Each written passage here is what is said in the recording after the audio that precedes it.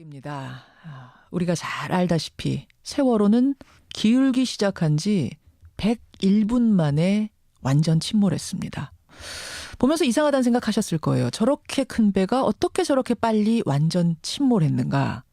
바로 침수 때문이었습니다.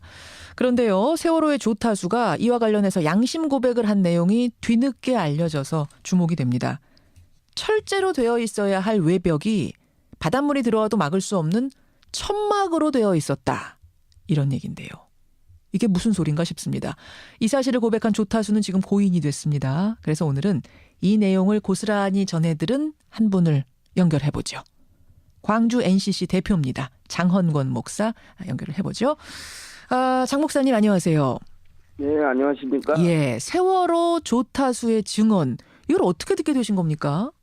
2014년 4월 16일 참사가 일어난 후에 예. 6월 10일부터 선장 선원 재판이 강주 법원에서 1심, 2심이 진행되었습니다. 예. 그때 세월호 가족과 함께 방청을 했습니다. 방청하는 과정에서 희생자 가족들이 힘들어하는 모습을 보면서 예. 피고인들이 양심 선언을 하면 어느 정도 진실이 밝혀지지 않겠는가 하는 생각을 했습니다. 배에 대해서 가장 잘 알고 있고 상황에 대해서 가장 잘 알고 있는 사람들이 배에 탔던 사람들일 테니까. 네. 예. 그래서 그분들에게 이제 2014년 10월 13일 날 강주 교도소로 편지를 보냈습니다. 뭐라고요? 양심 선언과 좀 진실을 밝혀달라는 내용으로 편지를 보냈는데 이제 처음에는 반응이 없다가 예. 선장과 기관장 등 5명은 수치인 거절로 반송이 되었어요. 예. 그리고 이제 한 달 후에 두 분이 답장을 보냈습니다. 두 분이. 예, 두 분 중에 한 분이 바로 이렇게 그 편지 내용에 양심 고백이 무엇인지는 모르지만 제가 생각하고 조사 과정에서 밝혀지고 있는 사실과 다른 것이 없습니다 하고 보내온 내용이 있습니다. 그렇게 되는 거군요. 바로 그게 이 조타수의 편지. 근데 지금은 이분이 돌아가셨어요? 네. 어떻게 된 겁니까?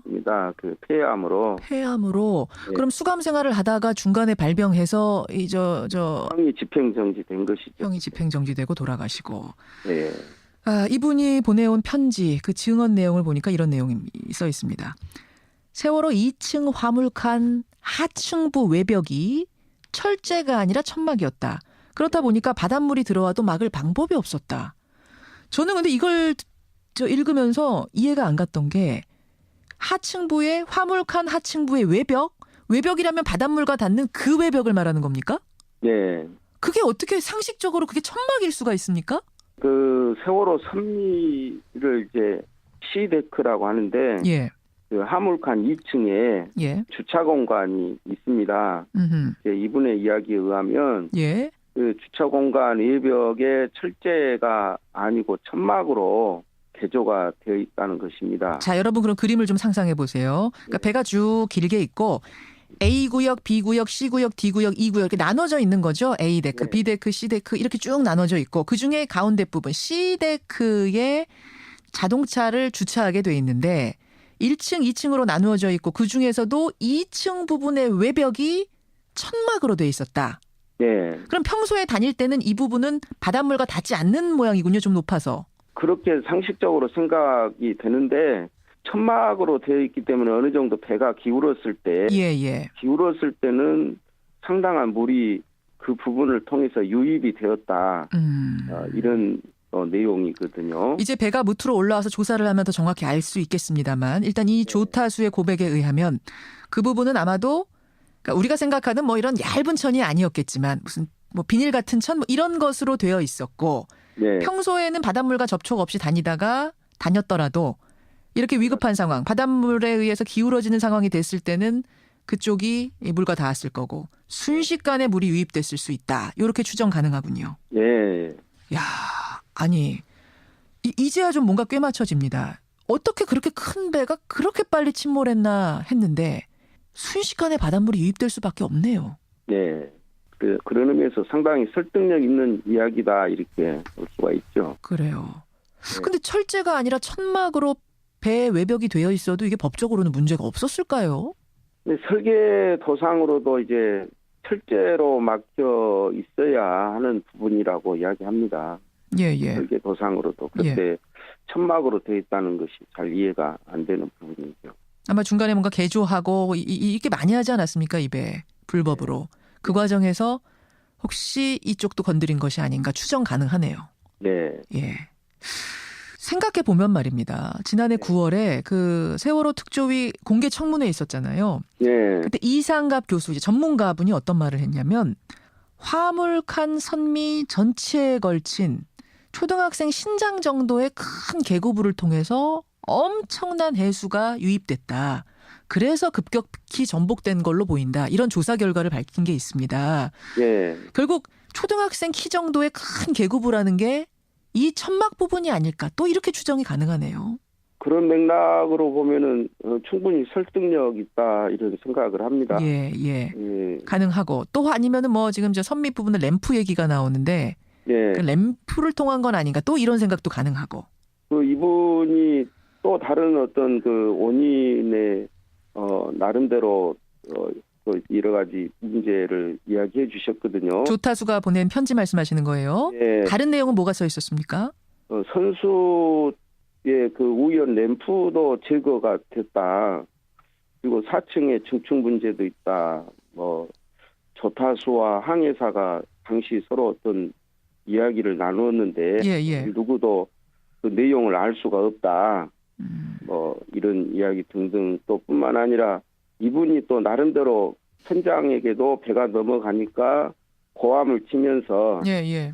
빨리 조치를 하라고 하지만 그냥 쳐다만 보면서 안일하게 대처를 하는 그런 모습도 이야기를 해주셨고 예. 그리고 이제 뭐 이런 이야기가 이제 이미 재판 과정에서 밝혀진 것인데 예, 예. 그 세월호 부근의 유조선인 블라이에소가 있었죠. 하면서 퇴선만 하면 다 구조하겠다.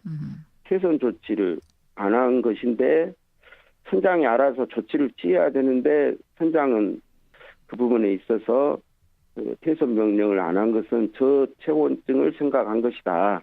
조류에 떠내려갈까 봐서. 네, 그런 내용이 지금 현지에 담겨 있었다. 그런 내용은 이제 뭐 우리가 알고 있는 내용이고 저는 지금 어떤 부분이 귀에 걸리냐면 네. 선수 우현의 램프 차량 진입로라고 그러죠. 이번에 왜 그 저 바지선으로 옮길 때 좌현 램프가 열려서 고생을 했는데 예. 지금 이 편지에는 우현 램프를 떼내서 예. 좌우에 불균형이 생겼다라는 걸 조타수가 썼어요.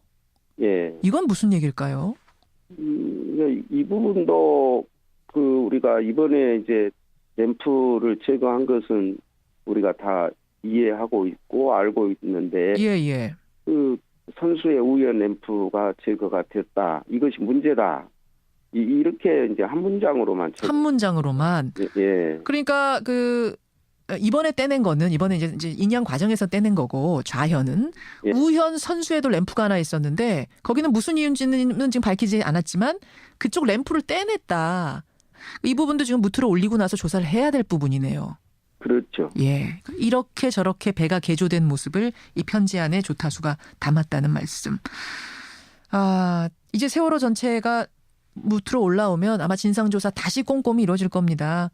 예. 관련자들한테 꼭 좀 당부하고 싶은 점이 있으시다면요.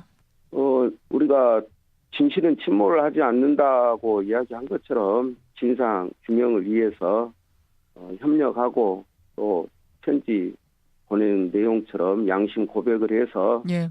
더 이상 그 어둠이 빛을 이길 수 없다. 세월호 이전과 이후가 달라져야 된다. 이런 부분에 있어서 다시 한번 생각하고 행동을 해주십사 하는 마음입니다.